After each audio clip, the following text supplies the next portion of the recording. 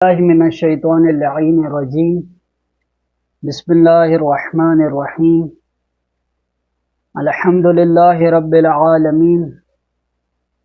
الحمد للہ الذی ہدانا لہذا وما كنا لنہتدی لولا ان ہدانا اللہ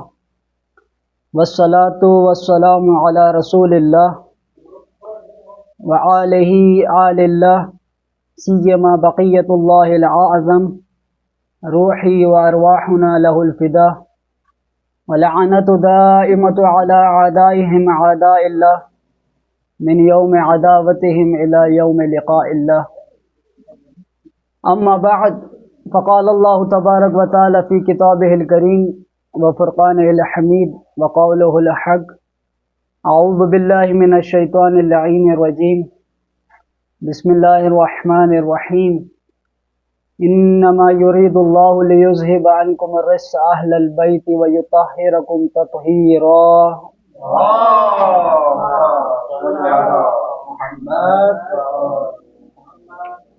سب سے پہلے خداوند متعال کا شکر گزار ہوں کہ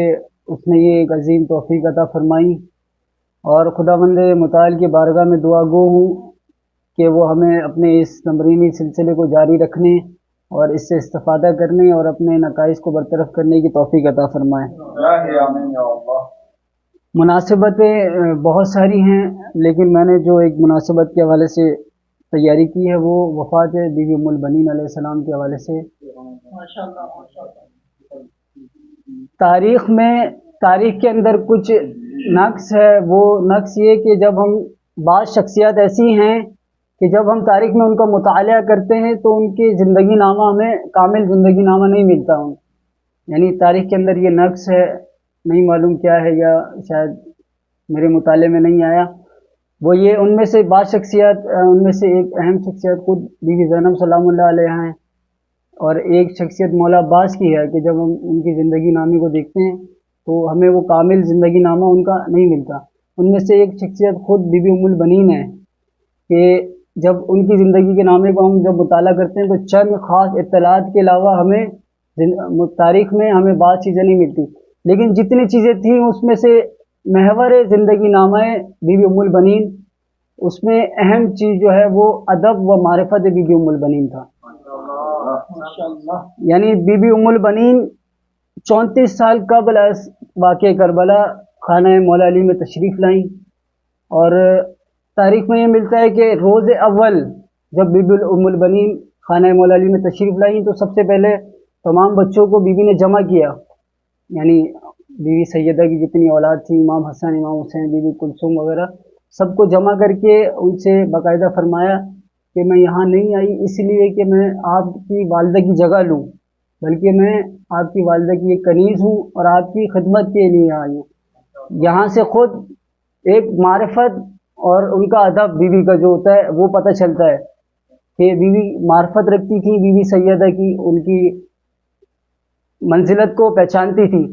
اسی لیے اولی دن کہا کہ میں آپ لوگ کی خدمت گزار ہوں، نہ کہ میں آپ کی والدہ کی جگہ لے رہی ہوں. دوسرا ایک اہم چیز، اگر آپ مولا عباس کی زندگی میں ادب کو اگر آپ مشاہدہ کریں، ہم لوگ اکثر سنتے بھی ہیں اور پڑھتے بھی ہیں کہ مولا عباس نے کبھی امام حسین کو بھائی کہہ کے نہیں پکارا، ہمیشہ آقا کہتے تھے، آخر وقت میں صرف شہادت کے وقت بھائی کہہ کے پکارا. اس کے علاوہ تمام زندگی میں امام حسن کے ساتھ جب تھے اور امام حسین کے ساتھ جب تھے، کبھی بھی کوئی ان کی سخنرانی یعنی کوئی ہمیں نہیں ملتی وہاں پہ. تو یہ سب ادب تھا، اور یہ ادب تربیت بی بی ام البنین ہی تھا، جو اثر جو ہے حضرت عباس سے ظاہر ہو رہا تھا. یہ ادب بی بی ام البنین تھا. اور دوسرا ایک محور ایثار بی بی ام البنین.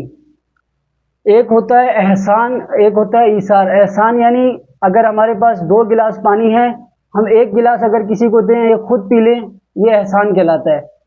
لیکن اگر ہمارے پاس فقط 1 گلاس پانی ہے اور ہم خود بھی پیاسے ہوں، لیکن ہم وہ 1 گلاس پانی اگر کسی دوسرے کو دے دیں تو وہ ایثار کہلاتا ہے. بی بی ام البنین جو ہیں، بی بی ام البنین کے 4 بیٹے تھے، اور بی بی ام البنین نے 4 کے 4 کربلا میں امام حسین پر فدا کر دیے.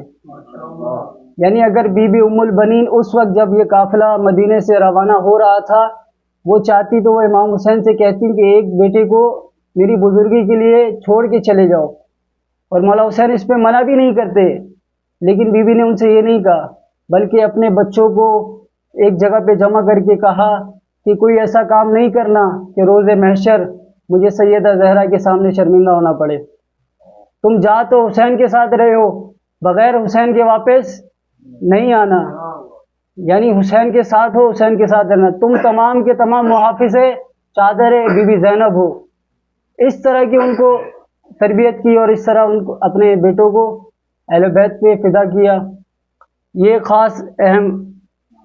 محور زندگی بی بی ام البنین تھے جو تاریخ سے اور خاص علماء کی سخنرانی سے میں نے آپ کے لیے اس کو لکھا تھا۔ اور ایک واقعہ ہے دکتر رفیعی بیان کرتے ہیں اس کو کہ ایک روز جب ہم ادھر حج پہ گئے تھے تو وہاں پر آیت اللہ مجتہدی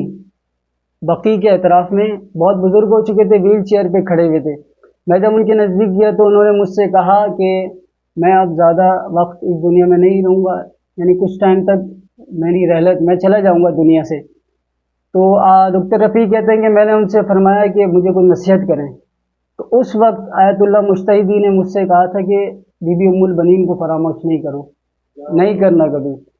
اور جب بھی اگر تمہیں کوئی مشکل ہو، تمہیں لگ رہا ہے کہ یہ حل نہیں ہوگی، تو مولا عباس کو ان کے اپنی والدہ کا واسطہ دے کر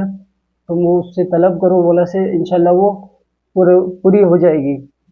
دوسرا یہ کہ انہوں نے یہ بھی بتایا کہ ہم جب بھی روضہ حضرت عباس پہ جاتے ہیں تو اہل عرب وہاں پہ مولا عباس کو وسیلہ دیتے ہیں کہ یا ابو فاضل بحق امک، اے مولا عباس اپنی والدہ کی حق کے ذریعے ہمارے اس مسئلے کو حل فرمائیں۔ صلوات پڑھیں محمد علیہ وسلم۔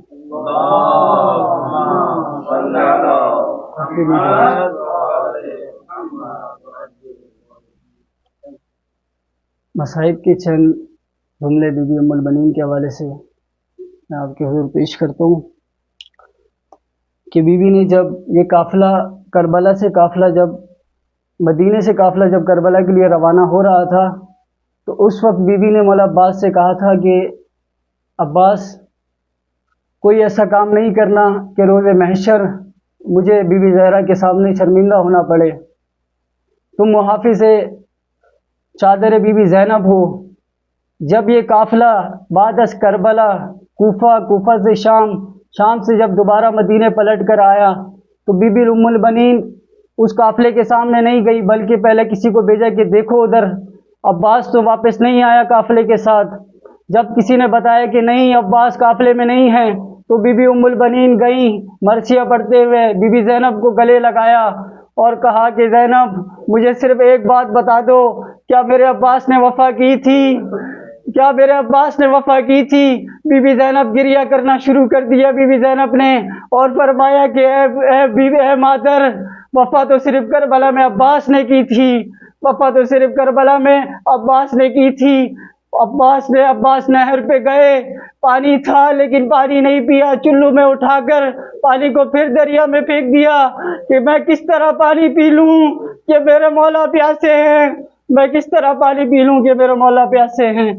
لعنۃ اللہ علی القوم الظالمین۔ اللہم صل علی محمد۔